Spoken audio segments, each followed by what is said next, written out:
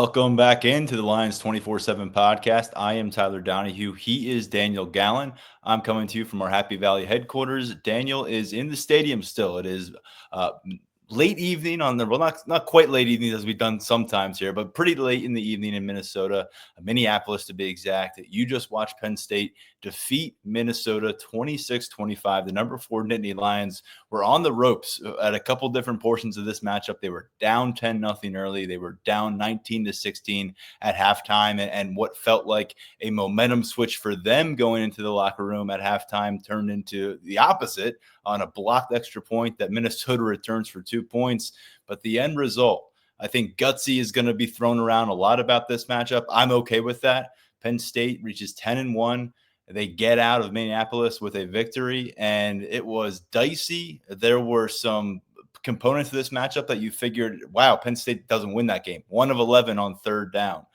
The special teams miscues, a blocked punt that leads to points. Obviously, we just talked about the two-point conversion that Minnesota got. And Daniel, what do you make of what you just witnessed take place?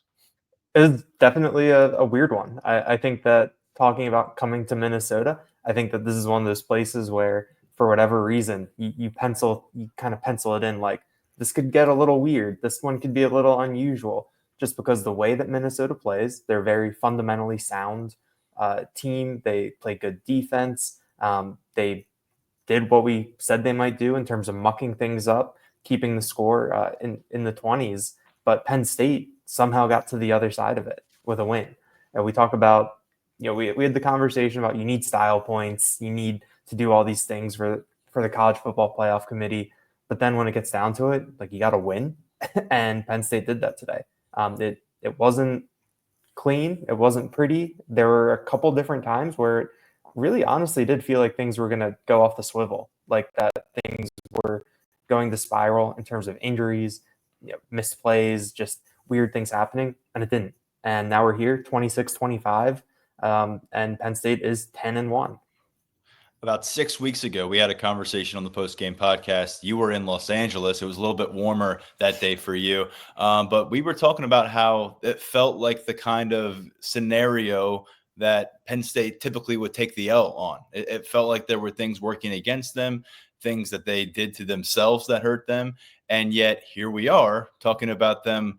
Okay, exhale a little bit, look around college football. Some teams had really bad days. Go talk to your old buddy Lane Kiffin. What happened to him today at Ole Miss? They're out of the party. They're out of the mix. Now Penn State, not only are they still alive for the college football playoff, but they're rooting for the Michigan Wolverines next week, maybe, to get a chance to go to the Big Ten championship game. But before we get ahead of ourselves a bit, Daniel, let's go back to how this one opened. A 10-0 hole for the Nittany Lions. This is the exact opposite of how we laid out the blueprint on the pregame podcast. I don't know if you've been to that stadium before. I talked about in 2019, you just felt the upset-minded intentions all around you in that stadium, and they were able to build off of that. Did it feel like the environment was getting away from the Nittany Lions early on? It did a little bit. The crowd wasn't quite as big as what we saw at Purdue last week, which was a little bit of a surprise. Like, Ross-Ade Stadium last week had filled in really, really nicely. Huntington Bank Stadium today, there were some swaths. You could see the empty seats. Their student section was full, though, was filled up very nicely. But you could see the way that the Minnesota players were coming off the field and the enthusiasm that they had. And I think a lot of that goes back to PJ Fleck and how he runs that program and the mindset that he instills. They were juiced up. They were excited after every big play. And I think that helped get the crowd into it. And it's the type of thing where when you're on the road and you think about things starting to go wrong and you see the crowd get into it, you see the players on the sideline get into it, it can be kind of like, oh, this can spiral. This can go out of control. And it feels like in the past when Penn State has had these games where literally everything is going wrong, usually it's against Ohio State or Michigan, but that feels like a game that they don't win. And so there were a couple different times where I had my Word document up and I started to write something that maybe alluded to some ghosts here from the past and maybe a little bit of history repeating itself as the number 4 team in the nation coming to Minneapolis. But Penn State, to its credit, held Minnesota off. They worked their way back ahead. got a couple key stops when they needed it. In the second half, held Minnesota to field goals, and that really did help make the difference. Penn State did not lead this game until just a few minutes left in the third quarter. Marcus Major, I think it was a 20-yard touchdown run that helped them take a 10-0 lead. And I'm thinking, again, back to what we discussed in the pregame podcast. Minnesota can't run the football. They haven't been able to do it all season. They couldn't do it last week against Rutgers when they lost. It's not going to get figured out here. Well, they had it figured out early. I think they were close to 80 rushing yards in that first half. And in that first drive, they started to exert themselves. But Daniel, as we'll get into a little bit later, and as we've discussed, it feels like a few different times in the season, reversing that script defensively as the game went on. They gave up 22 rushing yards on 15 attempts in the second half. That's 1.5 on average. The Gophers scored 6 points in that second half. That's a big correlation there. Really went on Max Brosmer to go win this game, and he did make some damn good throws and put Minnesota in some good spots, but he couldn't make enough of them, and they couldn't rely on the ground game. And when you look at the whole comprehensive body of work now for defensive coordinator Tom Allen and this defensive unit now, Daniel, 11 games, 2.4 yards allowed on the ground in the second half. That's more than 150 rush attempts at this point of the season. And it's just, you tip your cap because like the USC game, I think USC's second possession, 75-yard touchdown run, they were gashing them at times. It wasn't quite that bad early in Minnesota, but you thought, hey, if this Golden Gophers team can achieve a balance, which they hadn't been able to, that could really put Penn State on the brink of something scary. And once again, they figured it out. They dialed it in, and Minnesota did not have that in their wheelhouse as this game got to crunch time. Yeah, it felt like Penn State really found its footing, and after breaking a couple times early in the game, went back to bending and not breaking. I think that you saw the value of timely turnovers. Dom DeLuca had an interception where the ball just kind of came right to him. He was in the right spot for it.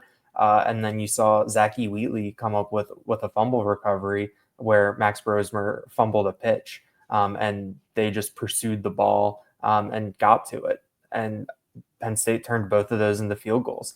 After the game, I asked Jalen Reed about that, and he said that that's huge, that defense, that's what they talk about. That's what the whole team talks about, that if you have these opportunities, you need to take advantage of them. And then I think he said personally as a player, he likes seeing that get paid off, where they make a play, playing that complementary football and everything. But yeah, I mean, I think that during this game, I was thinking, especially in the second half, I was thinking about what James Franklin said, on Wednesday night about Tom Allen not getting enough credit and, following Manny Diaz. And when you're following the number one defense, where do you go from there? That it's, that it's really hard to stay up there. And I think that in preseason conversations, we talked a little bit about, having some regression baked in just because of how good they were last year. And that's not something that like fans want to hear, or that's not the message that you want to come out and say, in a press conference, like, oh yeah, we're not going to be as good this year just because. But I thought that they made the plays when they needed to. And that's what you need to do as a defense. Jalen Reed, caught up I think it was Daniel Jackson maybe, or I forget which wide receiver, by the ankle, probably saved a touchdown and led to a Minnesota field goal to make it a 1-point game late. Zane Durant, I think, deserves a lot of credit. 2.5 tackles for loss, was a disruptive presence inside. And beyond that, the way that he was celebrating those stops, like I think, someone joked in the press box, like, oh man, he's celebrating like he won the Super Bowl out there.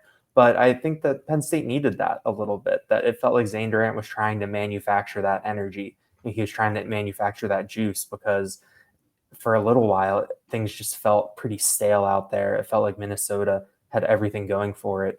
And to have a player like that step up and emote and show that, I thought that helped a little bit with the tone.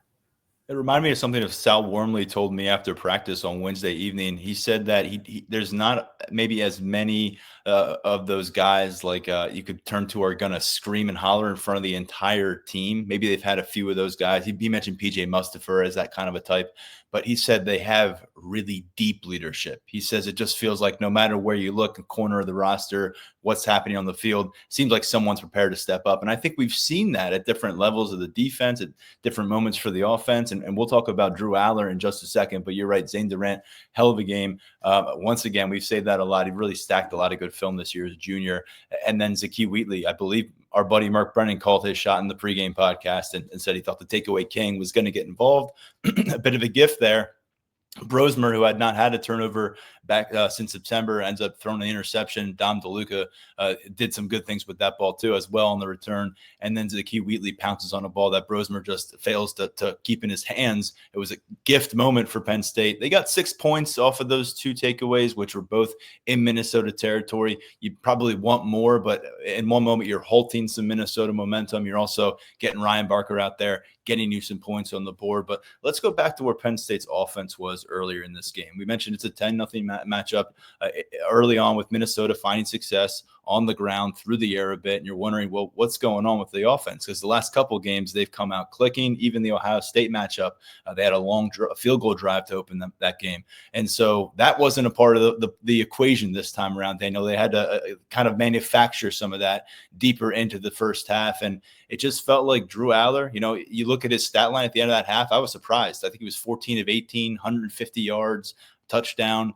He has proven, and he wasn't this guy last year, he has proven to be someone who can manufacture something for this offense. And we saw at different points of the game, including the last play of the game for Penn State offensively. James Franklin said the plan was to throw it to a running back on that 4th and short. He goes to Tyler Warren, and Tyler Warren obviously just takes a seat, seals the deal, ends the game. But I think ultimately you saw Drew Aller really from the moments in the first half where they had to find a spark to the end when they just had to find a way to the finish line. He is proving that he can deliver, and he's prepared for the moment, even though it was an emotional journey for number 15 tonight. Yeah, I think when you look at what Drew Aller did tonight, he did have the splash play on the throw to Omari Evans for the touchdown. We saw another one later where he could have had another deep touchdown to Evans, but it didn't quite come together. But it felt like after you got through that early bit where there's some things happening. We saw Drew Aller's frustration on the sideline.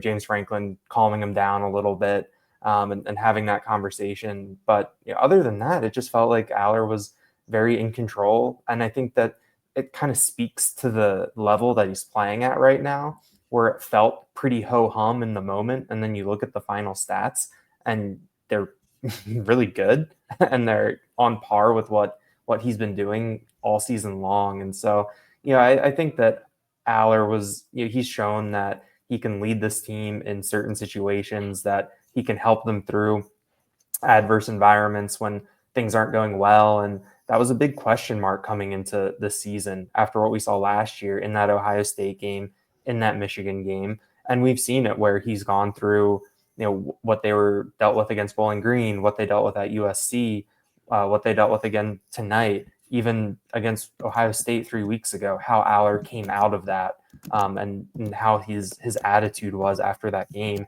It was just clear that this guy is older, he's more mature, and he's going to, make a difference. So I came away really, really impressed with Aller. I liked what I saw from him.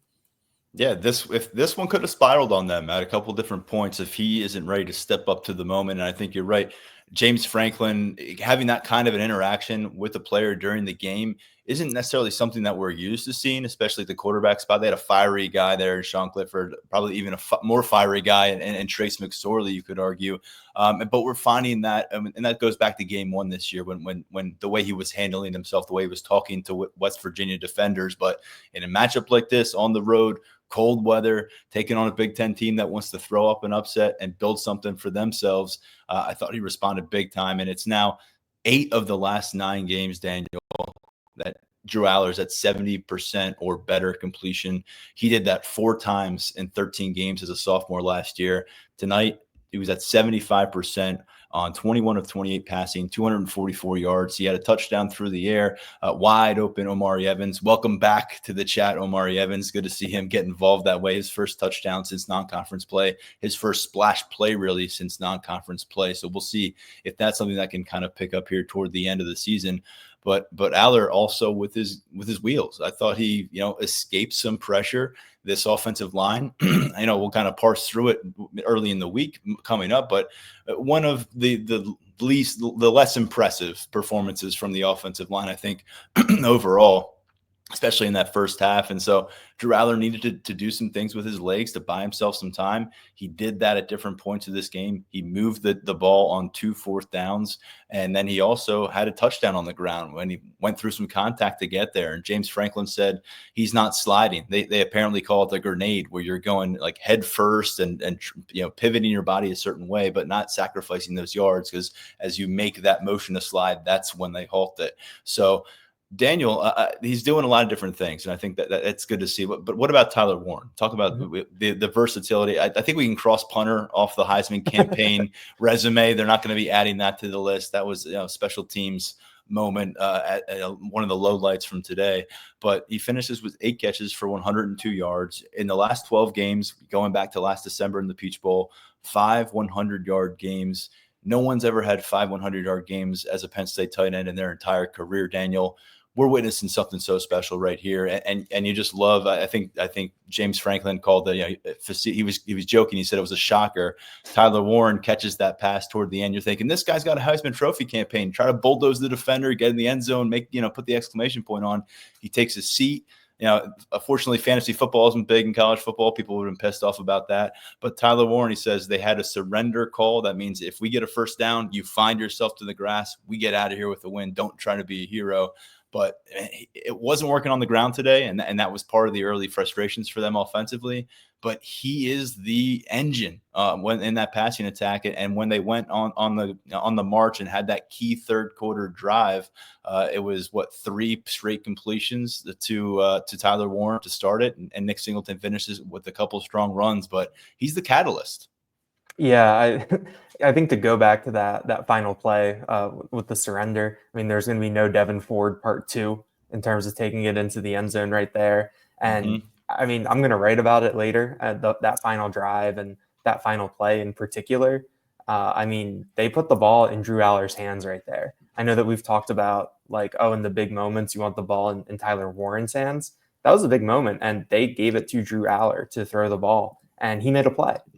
I think that they were trying to dump it off to Nick Singleton in the flat off play action. Minnesota played it, and you see Drew Aller extend, look around, and then he finds Warren to essentially end the game. That was just a super impressive play. But yeah, I think it was an interesting game for Warren. You talk about not putting punter on the Heisman ballot. He carried the ball twice and got stuffed both times in short yardage. That was something that we had not seen from Tyler Warren yet this year.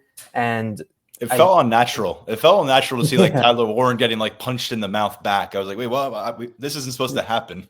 Yeah. And that's Minnesota. That's kind of their identity, that they're physical, they're a stout defense. I think that you can maybe have a little bit of a quibble with the play design there, where maybe if Warren just gets the direct snap and goes, then it might be easier for him to convert, as opposed to dropping back, hesitating, having the fake or the option to pass or the look to pass, and then going. Maybe that would change things a little bit. But it was interesting. I mean, that was the thing where when that happened early in the game the first time, that's where you're like, oh, today might be a little different. This isn't going to be easy. This is going to be a task for them. But then once they got him going, he didn't have his first catch until the second quarter. And then they can't come out with that drive. I think it was 5 plays, 57 yards in less than 2 minutes. The first 3 all go to him. And you're kind of like, all right, they're back. This is what they're doing. They're moving the ball. In the big moments, you go to your best players, and they got something out of it. I thought the catch that he made on the ball from Drew Aller up the seam, I think it was a 28-yard gain maybe. That was a rocket from Drew Aller. I think someone in the press box made a joke that would show up on the radar gun at 84 miles an hour, the way that it went down the field. And it was right on Warren's hip, and he hauled it in. And I think that when you see things like that, you're in combination, you're like, this is a quarterback who can do some things. And then this is a tight end who is doing a lot.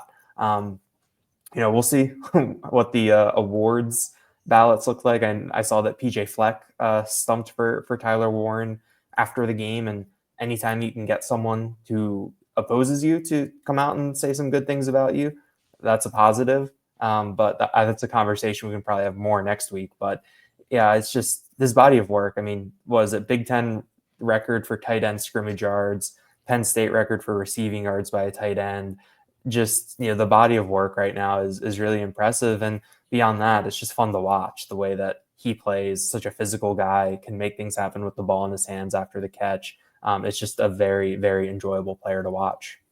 75 catches on the season now for Warren. That puts him at 5th all time for a single season in Penn State history. You think they're going to have at least a couple more games to keep stacking on that. He passed Chris Godwin's 2015 total, continues to go above some of the bigger names in the pass catcher department we've seen here at Penn State. Daniel, we are going to give that last drive the love and attention it deserves in just a couple of minutes. But while we're talking about individuals on offense, I think we got to mention Nick Singleton. That burst was there again. We talked about it being there early against Washington on the ground. When he got some opportunities against Purdue, it was just more apparent than it was when he showed up after that UCLA injury. Even when he scored a touchdown against USC late in that matchup, it didn't look like the burst was there. When he popped up against Wisconsin, didn't really see it throughout that matchup. And of course, against Ohio State, it didn't show up. But Nick Singleton's getting it done through the air. We know that we've been conditioned to understand that will be the case. 6 catches today, 37 yards. I think he's got at least 3 catches or better in in 6 of the last 7 games, something like that. He's been a staple, but 13 carries, 63 yards, about 5 on average. And then he punctuated that key touchdown drive for Penn State when they really started to assert themselves as the team that could maybe win this game and go get it done.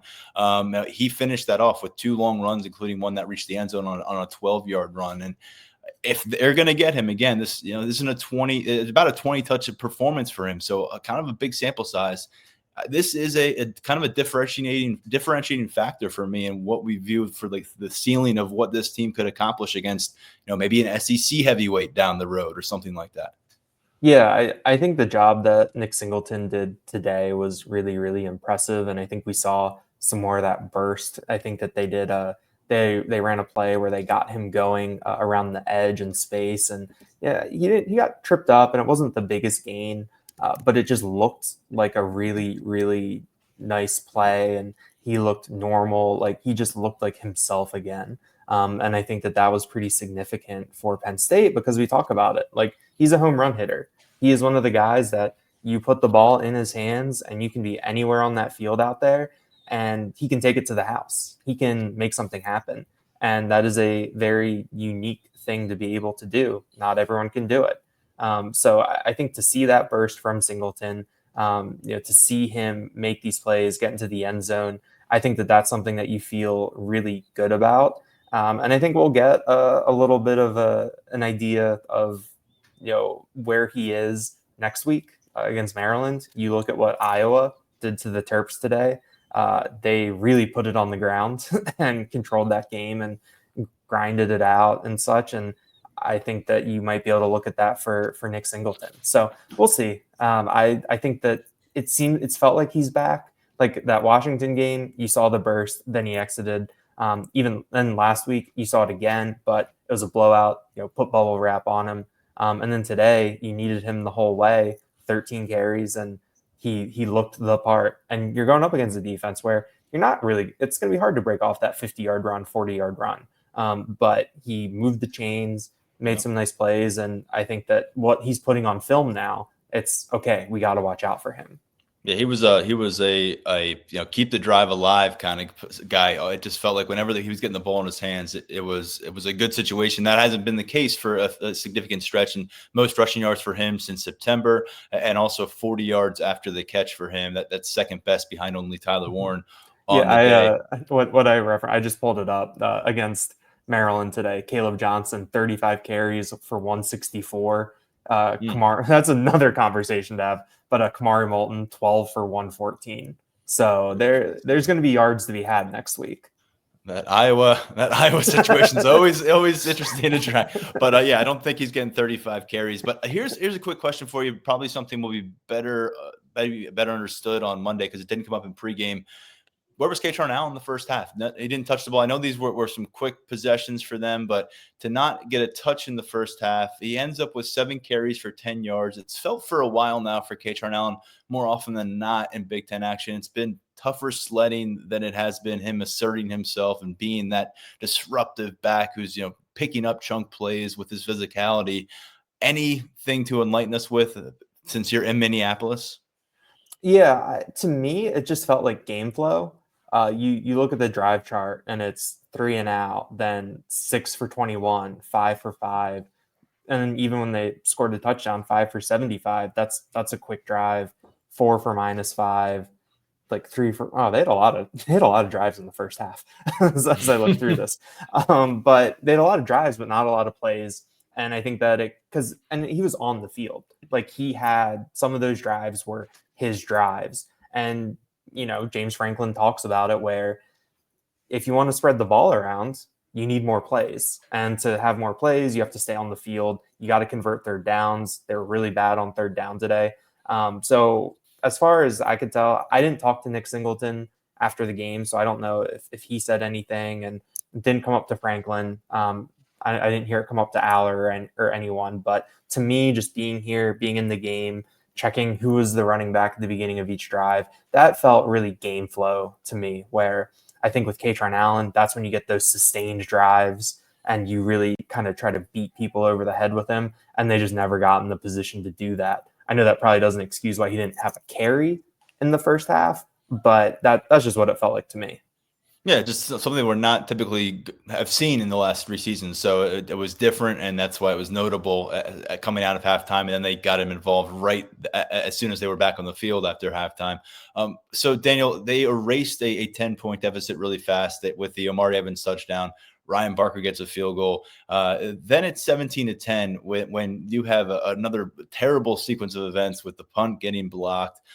They go a trick play right off of it, try to get a dagger. It works. The tight end scores a touchdown, 17-10 Minnesota. But Drew Aller, again, the answer that we talked about early, marches down. You get a touchdown in 44 seconds. You think, okay, it's going to be 17-17 at halftime. Before we get to the final drive, I just want you to take us into the building at halftime, because instead of it being 17-17, it's a blocked extra point, return for 2 points, which you never see. And Penn State's kind of been in shambles in special teams all first half. That's the way you head to the locker room. It's 19-16 Minnesota. They're getting the ball coming out of intermission. It's a world of chaos, it feels like, brewing for Penn State. Where do you think that game was? And talking to the players after the game, was this thing on the brink? And how much credit do we have to give them for pulling back and then giving up only 6 points and doing what they did offensively down the stretch? And we'll get to those late decisions to close out the podcast in just a minute. Yeah, I mean, I was getting close to at halftime using the D word, disaster, because that's how it felt. And I think that there was a lot riding on that first series out of halftime for Minnesota, quite frankly, because it was like this could be an enormous swing in terms of going from a 17-17 tie to down 19-16, and then if they score a touchdown, suddenly it's a 2-score game. And the way that Penn State was playing in that first half, yeah, they hit the big ones at Omari, but that didn't feel like a team. It was a team that had already overcome a 10-point deficit, and you didn't really feel like they could do it again. It felt like that they used a lot of energy to get back, and you were like, you didn't know if this team had that in them. So that's where my head was at. It was during the break. I was like, yeah, we have to see what happens on this first drive. Minnesota does get the field goal, but it's only a 6-point game. You're still in it. Things are still, kind of in the balance there. So it was that sequence, though, was just very, very ugly when you talk about what can go wrong will. And those were the things where you were like, kind of like, oh, maybe they aren't winning the game. Post game, one of the things we heard was that Luke Reynolds took responsibility for the blocked punt. Sounded like he was really, really hard on himself at halftime. But Nick Dawkins, I think, said that he talked to him a little bit, and Reynolds also, Dawkins gave him a lot of credit for, pulling himself through that and getting his mind right and putting that behind him. After James Franklin was asked about the blocked field goal, and he said that the blocked extra point, and he said they teach field goal block the same way, and it has been blocked the exact same way the entire season. And then in that one play, in that one moment, it was blocked differently, and that is what led to the blocked extra point. So, and those are the types of things where you're kind of like, oh, I don't think they can win this game just because it's so out of the ordinary. It's so weird. Like I talked about, on the road against a decently tough team, kind of weird place to play. It's chilly, it's November, it's cloudy, like it's very drab here, and they pull themselves out of it. Yeah, fewer explosive plays than Minnesota. They were 1 of 11 on third downs. Daniel, let's get to that final drive because you work your way through this game. We talked about that third quarter drive with Tyler Warren leading the way. You hold Minnesota to 3 points in the third quarter. They still haven't given up a touchdown in the third quarter all season long, and ultimately you're able to get another turnover. It was a gift situation. Ryan Barker gets a field goal. They answer with the field goal. We're at 26-25. Penn State's got the ball. 6 minutes on the clock. They find themselves fourth down, 34 on their own 34-yard line. Clock's dwindling, but you're thinking, man, Brosmer has made some really clutch throws. They've clearly got some playmakers they can trust down the field and on the perimeter. They have found some seams down the field. And you're also thinking this kicker, who was maybe the Big Ten's best last year, poor start to the season, but he's, I think, made 11 in a row now. He made some money kicks. Man, you don't want to give him a shot with a 1-point deficit. And James Franklin goes with a fake punt, but there's more to the story. It involves a walk-on lineman. It ends with Luke Reynolds going 30-plus on the ground, the former 5-star tight end who's a freshman, caught a touchdown pass last week. And this sets off a series of events, which is 3 fourth-down conversions. Daniel, talk us through the drive, everything you've learned about it now that you've talked to the players, heard from James Franklin, and we'll close out the podcast with this. And I know we'll pick it up on Monday with a lot more on the matchup, including all the injuries. It felt like guys were running to the sideline. It felt like every other play, unfortunately. But talk us through that final series from your vantage point. Yeah, I'll start with the fake punt on fourth down. We talked a lot about gutsy being the right way to describe this win. And I keep trying to think of the right way to describe that call. And the only thing I can come back to is ballsy. Like, it was just not something I was expecting to see. Like, the way that Penn State plays, they punted on those 2 4th-and-1s earlier in the game. It really did feel like they were going to give the ball back to Minnesota. And like you said, you knew Minnesota had made some plays, but at the same time, like we talked about, I think you trust this defense in a big moment. That sort of thing. But to do that and to be able to stay on the field was enormous. And James Franklin, it took a little bit to get this out of him, but he said that they wanted this game to end on their terms. They wanted the game to end with the ball in their hands. They wanted to be the ones that were dictating what was happening. And I think that is the right attitude to have.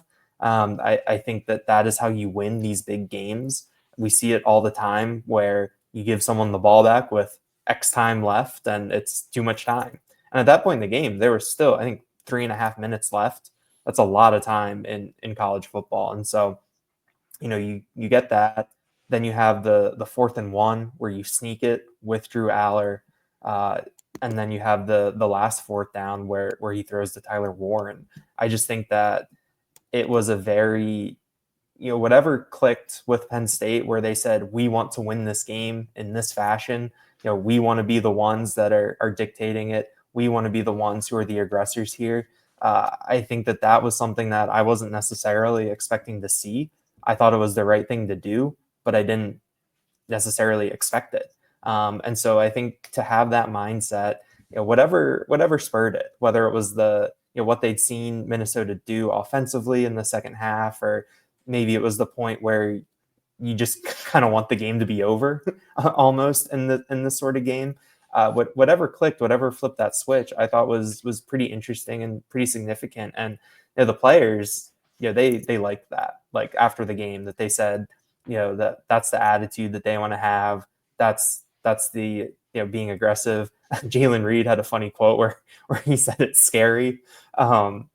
because he's on the defense, and they're waiting to know if they need to go out on a quick change after those plays. But I'm going to write more about that last drive either later tonight or Sunday, and it just struck me as a very, I think, defining sequence for this team. We talk about the end of that Ohio State game where it was kind of the inverse, where the defense couldn't get off the field in a big moment. And now through 3 weeks later, we have the offense for Penn State do something similar, where they put another team in that same position, and they're the ones who are on the field. James Franklin also, little homage to what he said earlier, that when everyone knows that you need a yard, you got to be able to gain it, and they did that. And I think that you look at how they did those last two fourth down conversions, it was a quarterback sneak, and then putting the ball in Drew Aller's hands off play action. Like nothing super gimmicky, nothing, really out of the ordinary there. So I think that the way that Penn State closed the game out, I think it's something that can make you feel really, really good about where things are going, even if this overall body of work leaves some questions too. 7 years ago, Penn State had a really important second half. James Franklin had a really important second half against Minnesota. They were off to a rocky start in 2016. It ended up boosted them to something special. And you wonder if there'll be a carryover from this game when they get into crunch time. And these are decisions that need to be made against the Ohio States of the world and the Georgias of the world, whoever they may face down the road. Was James Franklin going to go back to that toolkit and maybe rely on something a little bit new here? Daniel, appreciate all the perspective. We'll let you get out of there. I'm Tyler Donahue. Daniel covered alongside Mark Brennan for us over at in Minneapolis. I know he's got people walking in and out on him, so we appreciate you dealing with that. We'll talk to you Monday. Get home safe. Everyone out there, check out all of our coverage at Lions247.com. A lot coming out of this matchup, obviously. Daniel has a great intel on that final drive. He'll break it down on the site. We'll have snap counts, report card, a bunch. For now, stepping aside, I'm Tyler Donahue. He's Daniel Gallen. This has been the Lions247 Podcast.